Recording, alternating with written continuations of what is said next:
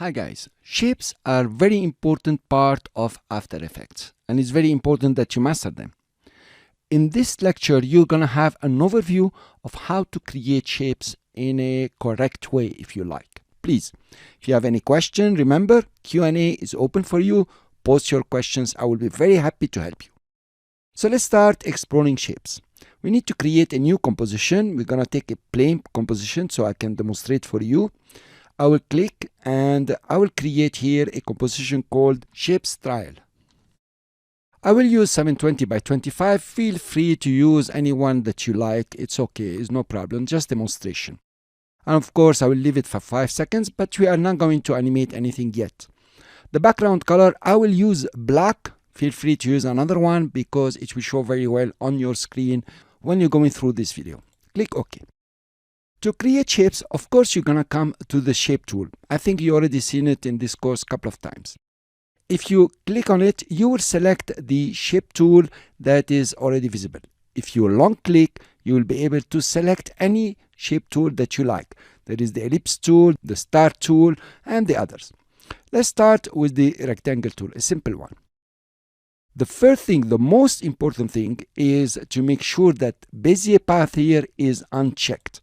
Okay, we want to create simple shapes or what we call parametric shapes. So Bezier path is a different kind of shapes that we'll learn about later on. For now, make sure it is unchecked.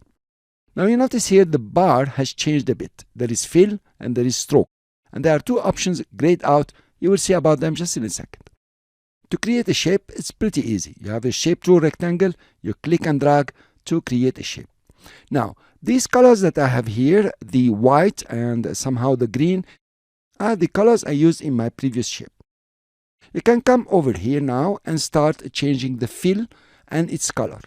If you click on the fill word, that is fill options, you will be able to change certain options.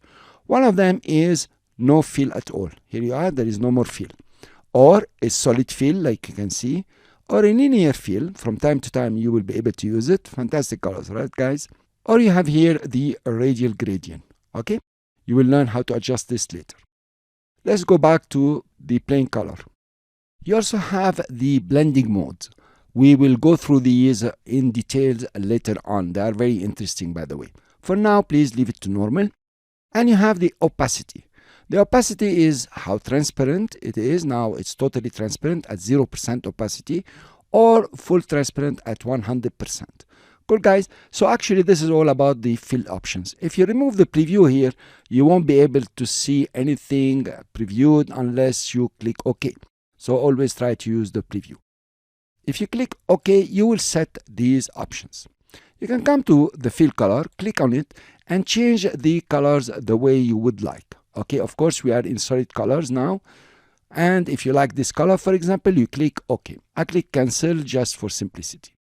Now you have the stroke here. Notice there is a simple stroke over here that came from the last one I created. You can come to the stroke options. That's the word stroke. You click on it and you have the same options for no stroke, solid color, linear, and radial. I will set it back to solid.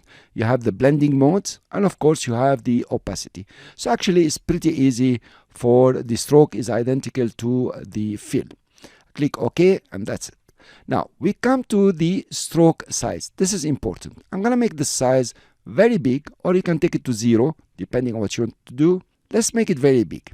Notice what's happening over here. This is an important concept now. You have the stroke. It is now, in our case, for example, 160. Okay? But also, you have the binding box over here. This is the binding box of the layer.